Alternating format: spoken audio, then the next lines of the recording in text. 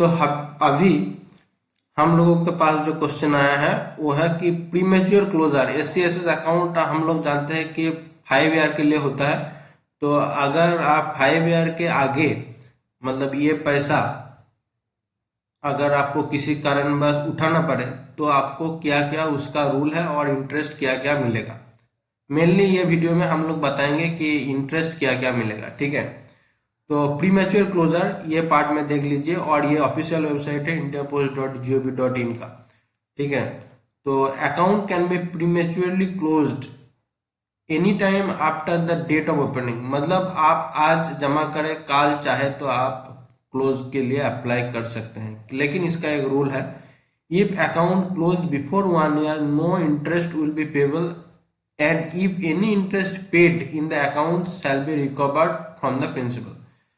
अगर आप आज के डेट में अकाउंट खुले और अकाउंट का उम्र अभी 1 साल नहीं हुआ है और अभी आप प्रीमेच्योर क्लोजर करना चाहते हैं तो आपको कोई ब्याज नहीं मिलेगा।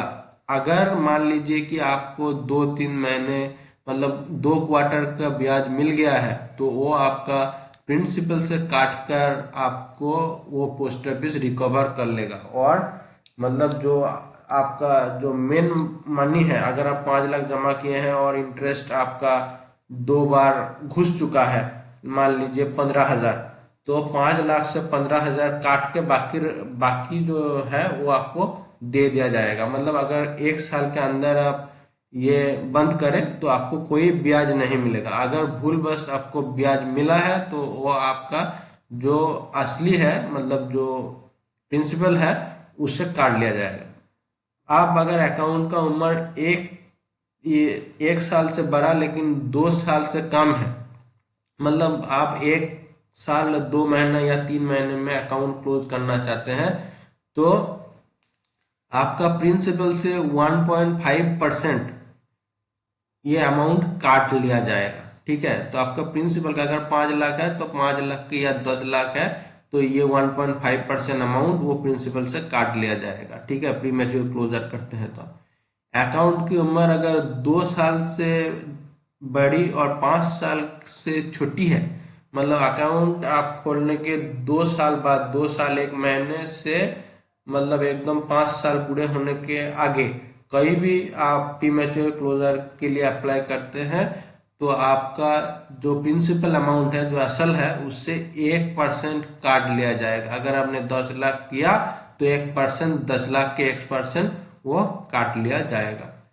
Extended account can be closed after the expiry of 1 year from the date of extension of the account without any deduction।